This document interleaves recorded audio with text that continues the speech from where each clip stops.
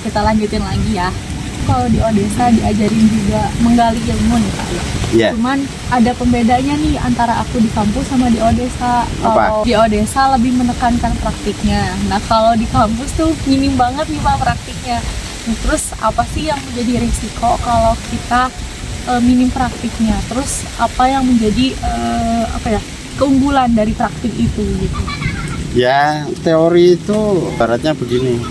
Ini otak kamu ember, dimasukin air, terus setelah itu membludak, sudah cukup penuh. Nah, setelah isi itu ini mau untuk apa? Ilmu pengetahuan itu bukan begitu. Ilmu pengetahuan itu lahir dari kalau mau kita memiliki peran kuat nanti berguna buat kita, itu kan harus diuji. Ilmu-ilmu pengetahuan yang didapat di kampus, gagasan atau ide ini belum teruji. Nah, kampus kita mengalami kelemahan ketidakseimbangan praktik dengan teori. Masih didominasi oleh wawasan, strategi, terus ini minim pengetahuan tentang ontologi, apa yang ada yang nyata, ilmu kasunyataan, kenyataan, lebih didominasi berpikir bagaimana cara mengubahnya. Makanya penyakit kaum akademisi itu kalau turun ke masyarakat biasanya adalah mempersoalkan. Banyak yang dipersoalkan, petani itu ya begini ya, kenapa nggak begini, mestinya harus begini, karena dia nggak memahami dibalik mengapa itu terjadi, yaitu ontologinya ya. Kurang lebih seperti itu. Makanya kita harus merancang aksiologi ini sebagai kegiatan yang penting. Nah, resikonya kalau kita kebanyakan praktik tanpa teori ya selalu ada ya orang praktik mau bertahun-tahun, puluhan tahun ngelola tanah, tapi karena kurang wawasan mestinya dilakukan 2 hari, dia masih menjalankan dalam waktu seminggu. Nah, itu banyak sekali kejadian-kejadian gitu. Dulu misalnya ini contoh petani Pak Sarif itu karena belum ngerti manfaat duren, cara tanam duren, dia kesulitan, belepotan. Begitu kita masuk memberikan pengertian tentang bagaimana mulai mendapatkan bibit duren, cara menanamnya, dan ya jalan bagus dan lebih murah, efektif. Nah, itu pentingnya teori. Saya tidak anti teori, saya belajar teori. Tapi kalau kita hanya fokus menghabiskan waktu meyakini bahwa ilmu pengetahuan itu adalah dari bacaan-bacaan, tontonan, apa itu, ya itu akan membuat kita itu kaya akan solusi, tapi tidak menyelesaikan masalah. Jadi ya janganlah kita itu menumpuk-numpuk solusi. Kalau ada masalah problem kemiskinan lalu kita baca buku-buku kemiskinan, caranya bagaimana, enggak seperti itu. Itu kita pelajari juga boleh, tapi hadapi langsung dong orang miskinnya. Kenali dulu dong ada masalah apa. Nah, dari kumpulan-kumpulan fakta kualitatif inilah nanti kita produksi menjadi data supaya jadi penelitian juga terus dikembangkan seperti itu. Nah, itu problem kita orang-orang pinter ini karena banyak baca dan banyak berdiskusi, berdebat, tapi tidak mempraktik membumi di lapangan, sering menyebabkan risikonya adalah sengsara pikiran. Sengsara pikiran itu begini, menyalahkan ini, menyalahkan itu, mengutuk ini, mengecam itu, tapi jadi nggak puas. Nah, kalau saya enggak mau lagi seperti itu, bagaimana melihat Indonesia begini-begini, ya harus praktik dong memang. Ya, enggak bisa kan terjadi perubahan kalau kita nggak melakukan langkah-langkah terobosan, karena sekedar menyebarkan gagasan dan gagasannya itu hanya ngambil dari pemikiran orang ke ini enggak ke lapangan, itu juga nggak akan menyelesaikan masalah nanti. Nah, intinya seperti itu. Pengetahuan yang terbaik itu bukan kok kita mengambil pemikiran orang terus kita pegang di pikiran terus lalu kita omongkan. mengambil teori, kita dipraktikkan itu harus diuji. Nanti hasilnya apa? Dan banyak sekali apa yang kita ambil sukses di sana, kita praktikkan di sini tidak, karena memang ruang lingkupnya berbeda seperti itu. Jadi yang terbaik nanti teman-teman mahasiswa ini mulai harus sadar. Semestinya kalau sudah kuliah itu bukan kok mengumpul-ngumpulkan ilmu. Karena apa? Harus mulai memproduksi ilmu. Nah, lahirnya produksi ilmu itu ya kalau praktik. Jadi sama kayak industri itu, perusahaan itu juga punya teori, mulai dari teori organisasi, teori apa produksi, bahan-bahan baku itu ada teorinya. Tapi mereka pada akhirnya harus memiliki apa yang disebut pengalaman untuk menghasilkan produk yang baik. Nah, kita mau jadi apa ini harus jelas nanti.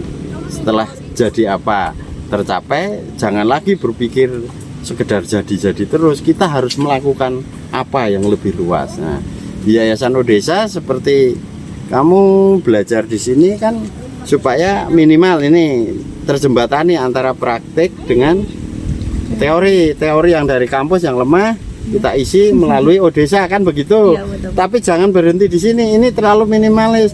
Dari pengalaman, makanya butuh waktu lama juga, nggak ada yang instan ya ini. Kamu harus memproduksi gagasan, ditulis kasus-kasus lokalnya, teorinya dipadukan, terus diracik, tambal sulam gitu ya, kayak hukum evolusi. Itu uji coba praktik, dan itu tidak susah, dan itu lebih menyenangkan daripada sekedar kita mendapat ilmu terus ngerti seolah-olah kita itu dapat pencerahan setelah baca tip ini jadi tahu. Lah kalau sudah tahu mau apa gitu loh kan, itu akan membuat kaum intelektual ini linglung kalau berputar-putar seperti itu. Kemalasan di kamar terus-terusan di internet ini kan juga nggak sehat ya. Makanya saya kalau sama mahasiswa yang di Odesa, ayo kita langsung ke lapangan ya. Nanti setelah di lapangan jangan lupa, jangan bubar, tetap ngumpul, diskusi sambil makan-makan dan tukar pikiran, itu penting. Keduanya harus dijalankan seimbang. Nah, kalau sudah begitu, kan kaidahnya sebenarnya sudah lama. Amal tanpa ilmu maka sudah zaman dulu itu. Ilmu tanpa amal maka kan ada. Teori tanpa praktek kesimpulannya adalah praktek tanpa teori kesimpulannya adalah udah banyak filsuf mulai dari Nabi sampai sudah jangan diperdebatkan itu, bahwa kita harus belajar eksperimen memproduksi ilmu pengetahuan.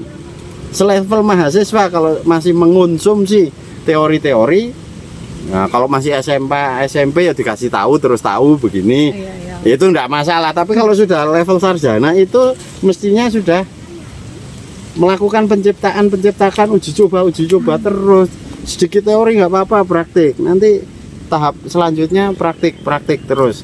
Sama seperti saya membimbing mahasiswa yang ini belajar jurnalistik. Nah, secara teori oke. Jatah Pak Anton sama Pak Budiana menghawe konsep-konsep mulai dari menyusun kalimat, mengenal jenis esai, artikel, puisi, sampai menyusun buku, itu bisa dipelajari dalam ruang terbatas ya. Kalau nanti bulan puasa kita kan berteori gitu. Nah, tapi keseharian kamu harus mencatat. Pak Sarif ngebun ini berapa tanaman kentangnya, cara nanam kentang bagaimana. Terus nanti kamu nyari teori lagi, menghubungkan dengan apa yang kamu dapat dari praktek, dikombinasikan, kesimpulannya apa, kok begini, kok begitu. Nanti kita produksi terus wawasan. Oh, ternyata kalau sudah masuk di pertanian yang disebut teori-teori, kamu jurusannya apa? Pendidikan, Pak.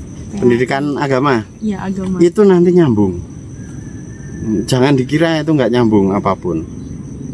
Yang namanya nanam cabai, nanam ini ekologi dengan pendidikan agama. Kalau kamu mau mendidik anak berkarakter, berakhlak, bermoral, kamu nggak bisa lepas dari namanya kepedulian anak terhadap pengelolaan air, pengelolaan tanah, pengelolaan udara dan lain sebagainya kan. Nah, anak saleh itu yang bagaimana kan, kurang lebih begitu. Kalau anak saleh itu yang berbakti pada orang tua, maksudnya gimana itu nggak jelas. Cuman berbakti atau maksudnya bersopan santun atau setor uang kalau sudah besar, atau naikin haji atau itu kan itu luas artinya. Nah, anak saleh itu misal kamu bangun sebuah teori, dia yang menjalani agamanya, bersosial kuat di masyarakat. Tidak cukup ini, belum saleh kalau dia belum bisa mengatasi krisis iklim di sekitarnya. Belum jadi anak saleh kalau dia belum menancapkan 5.000 pohon. Lah, itu lebih konkret. Nah, orang Indonesia itu kan abstrak-abstrak kalau berpikir, nggak punya imajinasi, tapi kalau berpikir abstrak itu celakanya. Jadi nanggung gitu loh. Imajinasi kita harus ada tentang kehidupan yang baik, terus tentang kualitas manusia yang unggul, ya anak soleh itu tadi misal, tapi harus didaratkan dalam sebuah praktek. Kalau aku agamawan tapi melihat kerusakan alam diam, lah ya, walaupun isinya agama itu bukan hanya kerusakan alam, tapi kan ada perintah-perintah untuk melakukan konservasi kan. Nah, itu dipraktekkan. Dan kalau kamu nanti jadi guru atau dosen dari PAI Basic Keagamaan, kamu mesti bisa mencakokkan antara teori-teori pendidikan yang itu lingkungan dengan praktek yang kita dapatkan sekarang ini. Harus susun jadi buku, mulai dari Sekriswimu juga harus nyambung dengan pertanian nanti. Apapun alasannya. Kalau sesuatu yang nggak nyambung, wah itu nggak nyambung. Bukan masalah nggak nyambung, nggak bisa menyambungkan sebenarnya. Disambung-sambungin apa, dunia itu apa-apa nyambungin. Air garam dengan di sini juga ada kaitannya. Kalau kita pertanian juga butuh garamisasi juga. Jadi jangan sering tiba-tiba membuat kotak-kotak tersekat-sekat. Hidup itu memang kompleks. Itu artinya kalau belum terhubung itu hanya klaim. Kamu jangan percaya bahwa nanti teori pendidikan agama tidak nyambung dengan pertanian. Bisa banyak caranya untuk menyambungkan nilai-nilai keagamaan, mulai dari tauhid, syariat dan akhlaknya itu nyambung. Bahkan tasawuf itu sangat memerlukan pengetahuan tentang botani, tentang ekosistem di hutan yang menarik, memahami keberagaman dari ekosistem hutan itu sangat menarik, sehingga kita bisa mengambil wisdom ya, hikmah-hikmah dari perilaku hidup di hutan, satwa dan pepohonan itu untuk ditarik menjadi pengetahuan kehidupan manusia. Saya tidak bilang sama, tapi ya begitulah kodrat atau takdir spesies hidup itu untuk saling berkait, berevolusi dengan hukum sunatullahnya gitu. Nah, ada namanya sunatullah. Sunatullah itu evolusi. Itu bisa kita hubungkan di situ. Nah, termasuk akhlak terhadap lingkungan kan juga kita masih lemah ya. Nah, itu kayak gitu praktek yang fisika, kimia dan ilmu pengetahuan lain saintifik juga harus diuji coba di lapangan, dan itu tidak bisa kita puas dalam berilmu, memiliki ilmu kalau kita itu belum mengujinya. Kalau ada orang puas setelah membaca dan merasa tahu, saya jamin dia sebenarnya gusar, resah. Misal nih, kalau kita baca kitab-kitab, apapun kitab sucinya atau ajaran-ajaran petunjuk bijak, bahkan kutipan-kutipan filsuf tentang kebijaksanaan, terus kan kita sudah tahu, oh seperti itu ya hidup itu. Terus kita memandang sekitarnya, kerjanya kita hanya akan mengecam terus. Karena apa yang ada di realita ini tidak sejalan dengan apa yang kita pelajari dari kitab-kitab kebijaksanaan itu. Ya udahlah yang mudah, kamu baca Pancasila itu. Uang nama pasal kelima keadilan sosial itu mana bentuknya, mana wujudnya, dan bagaimana pemerintah menjalankan misi keadilan sosial, kok nggak ada sepertinya. Kita sudah tahu keadilan sosial itu, tapi jadi resah karena kita. Nah, kalau saya nggak resah, karena apa? saya mempraktikkan itu. Kalau keadilan itu ada dua, yang satu keadilan hukum, kutubnya ya, kutub pertama keadilan hukum, yang kedua kutub keadilan sosial. Nah, bagaimana menegakkan keadilan sosial? Banyak cara. Salah satunya adalah kita yang sebagai kelas menengah, yang ngerti kelas antara ini, untuk turun menjembatani, membawa ide dan juga memproduksi ide bareng ya. Jangan hanya membawa terus nyekokin petani, nggak karu-karuan, nggak. Kita membawa materinya juga, bibit, benih, sekaligus gagasannya dipertemukan dengan petani, kita olah dan menjadi gerakan kebaikan. Mengapa kita harus terhubung ini? Karena apa? Secara teori petani tidak berpikir tentang ekologi, dia hanya berpikir ekonomi. Secara teori pula, walaupun pekerjaan petani itu menumbuhkan gizi, tapi dalam pikirannya tidak pernah niat menghasilkan gizi. Yang dia niati hanya satu, yaitu dapat duit, bisa makan, bisa hidup. Jual beli. Ya cuman ke situ arahnya. Tapi setelah kita masukkan pengetahuan di luar sekedar urusan duit, mereka nanam pepaya, mereka semangat makan karena kita kasih tahu ini gizinya baik, daunnya dimakan, ini kambingnya akan untung kalau sering makan daun pepaya yang lebar-lebar seperti ini kan, keren.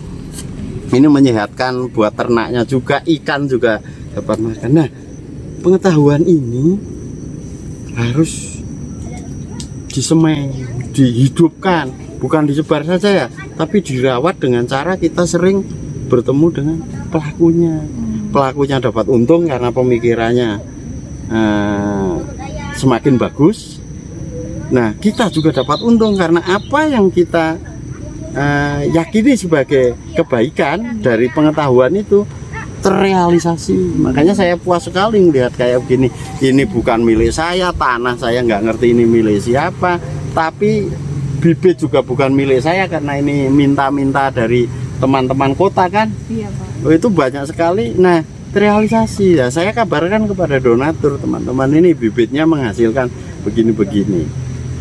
Kebaikanmu bukan hanya meningkatkan ekonomi petani, tapi juga memproduksi oksigen. Iya. Kamu dengan donasimu berhasil membuat petani lebih bergizi. Mereka yang tadinya tidak pernah makan buah jadi makan buah. Nah, ini kan jadi puas kita kan. Jadi teori dan praktik harus memuaskan. Bagaimana cara kita berpuas dengan ilmu pengetahuan? Ya caranya dengan memproduksi gagasan gitu. Berarti praktek sendiri tuh bagian dari proses mendapat ilmu juga ya, Pak? Sama semua, kan ilmu pengetahuan juga lahirnya dari praktik, dari gerakan maksudnya. Ya. Gerakan apapun, gerakan daun bergerak kena angin juga. Tidak ada yang itu sifatnya dikotomik. Nah, makanya harus dicairkan itu, disatukan, dibundel dan digerakkan bersama. Kalau enggak ya buntu aja, banyak teori, terus hidup terus enggak akan dapat kesenangan, kebahagiaan.